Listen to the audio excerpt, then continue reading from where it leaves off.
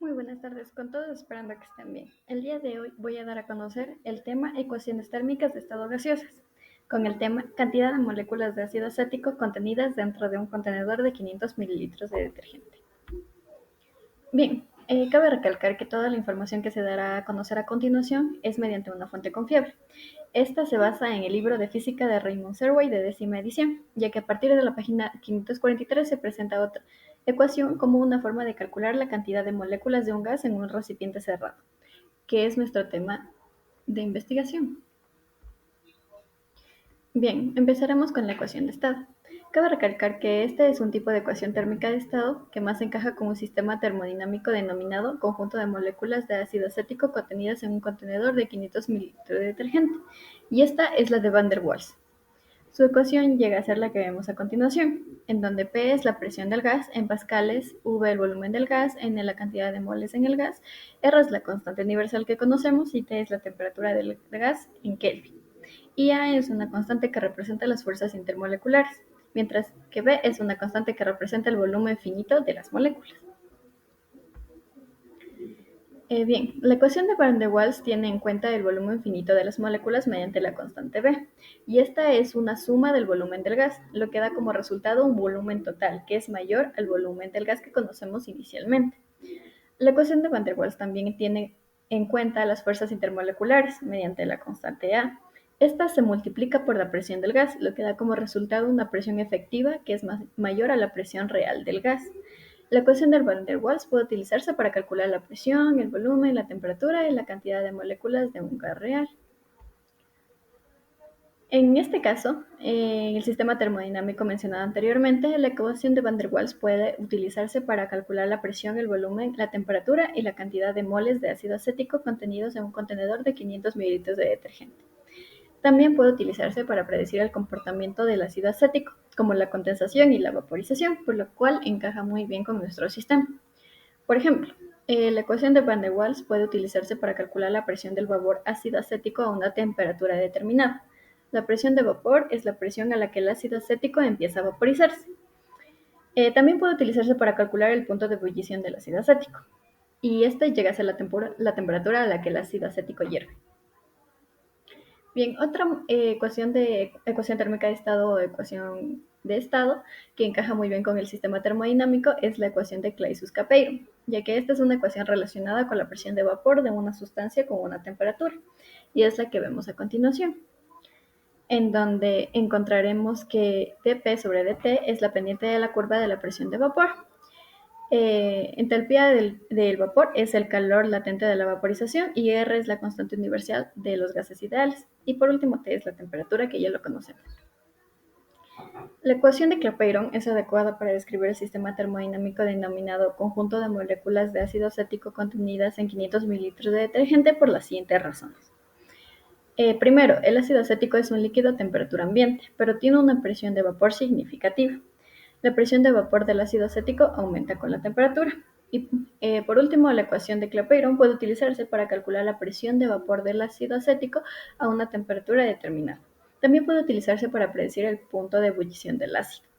En el caso del sistema termodinámico que se describe, la ecuación de Clapeyron puede utilizarse para calcular la presión de vapor del ácido acético contenidos en 500 mililitros de detergente, y también puede utilizarse para predecir el punto de ebullición del ácido acético.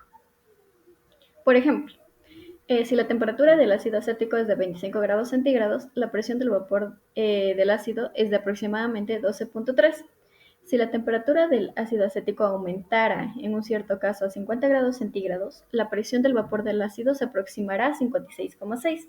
Por lo tanto, la ecuación de Clapeyron es una herramienta útil para describir el comportamiento del ácido en el sistema termodinámico.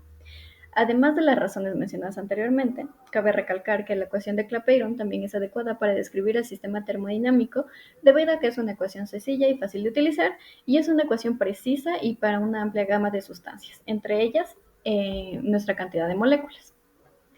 Bien, y por último, cabe recalcar también la ecuación de estado que se ve a continuación, en donde N es la cantidad de moléculas de ácido acético en moles, en el número de Avogadro, aproximadamente 6.22 por 10 a la 23, que es lo que ya conocemos, y V, el volumen del contenedor, en litros. Esto es muy importante.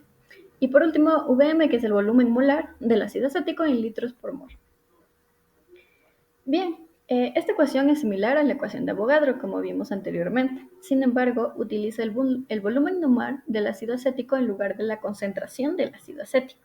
Y para calcular la cantidad de moléculas del mismo en un contenedor de 500 mililitros de detergente, basta con sustituir los valores de las variables de la ecuación anterior. Por ejemplo, si el volumen molar del ácido acético es de 0,0056 litros por mol, la cantidad de las moléculas de nuestro ácido acético en el contenedor será T. Procedemos a realizar los siguientes cálculos, en donde se multiplicará el número de Avogadro por el número mencionado anteriormente, lo cual nos da un resultado de 19,84 moles. Y este valor es el mismo que el calculando utilizando la ecuación de los gases ideales.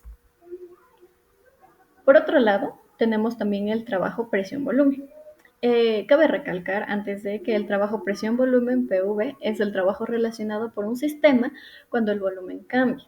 En el sistema termodinámico mencionado anteriormente, la cantidad de ácido acético contenidas dentro de los 500 mililitros de detergente, el trabajo presión-volumen podría desarrollarse de las siguientes maneras.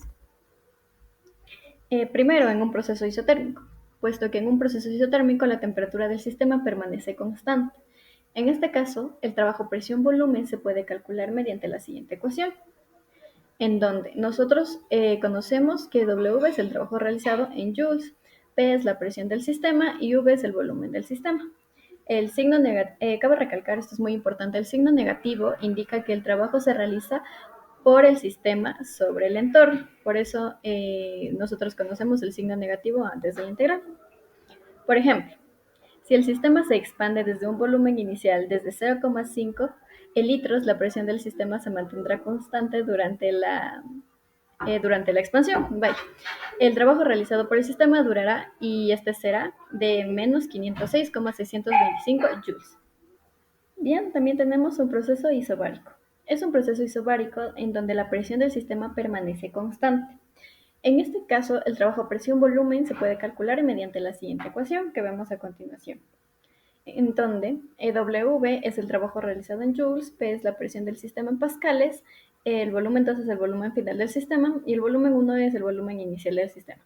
Por ejemplo, si la presión del volumen es de 100,132 pascales y el sistema se expande desde un volumen inicial de 0,5 litros en un volumen final de 1 litro, el trabajo realizado por el sistema durante la expansión será de 50,66 joules. Bien, y por último, en un proceso adiabático. Es un proceso adiabático donde no hay transferencia de calor entre el sistema y el entorno. En este caso, el trabajo presión-volumen se puede calcular mediante la siguiente ecuación, en donde W es el trabajo que conocemos, N la cantidad de moles, R una constante, V el volumen, T2 la temperatura final y T1 la temperatura inicial. Por ejemplo, si el sistema se expande desde un volumen inicial de 0,5 litros y la temperatura disminuye de 298 Kelvin a 273, el trabajo realizado del sistema durante la expansión será de menos 12,55 joules. Bien, ahora cabe recalcar que si lo vemos desde un diagrama indicador, el proceso isotérmico, en donde la temperatura del sistema permanece constante, la gráfica será en una línea recta, mientras que en un proceso isobárico será de una curva parabólica y en un proceso adiabático será una curva hiperbólica. Bien, diferencias y conclusiones. El gas del sistema termodinámico elegido, que es el ácido acético, es un gas real. Y un gas ideal es un modelo matemático que simplifica las propiedades de los gases reales.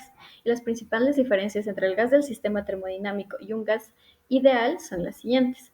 Las moléculas de un gas tienen un tamaño y una forma, mientras que las moléculas de un gas ideal son puntuales. Esto significa que las moléculas de un gas real ocupan cierto volumen, mientras que las moléculas de un gas ideal no ocupan ningún volumen. Además de que las moléculas de un gas real interactúan entre sí, mientras que las moléculas de un gas ideal no interactúan entre sí. Esto significa que las moléculas de un gas real ejercen fuerza de atracción y repulsión entre sí. Como resultado de estas diferencias, las propiedades de un gas real difieren de las propiedades de un gas ideal. Por ejemplo, la presión de gas real es mayor que la presión de un gas ideal a la misma temperatura y volumen. En caso del sistema termodinámico, el ácido acético es un líquido a temperatura ambiente. Sin embargo, a bajas presiones, el ácido acético puede aproximarse como un gas ideal. Esto se debe a que las moléculas del ácido acético son pequeñas y ligeras, por lo que ocupan un volumen relativamente pequeño y las fuerzas de atracción entre ellas son relativamente débiles. A medida que aumenta la presión, las diferencias entre el ácido acético y un gas ideal se vuelven más pronunciadas. Por ejemplo, la presión del vapor del ácido acético aumenta con la temperatura. Esto se debe a que las moléculas de ácido acético tienen más energía cinética a temperaturas más altas, lo que les permite vencer las fuerzas de tracción entre ellas y escapar del líquido. En general, el ácido acético puede considerarse un gas ideal a bajas presiones y temperaturas relativamente altas. Eso es todo, muchas gracias, y se presenta a continuación la bibliografía que se utilizó.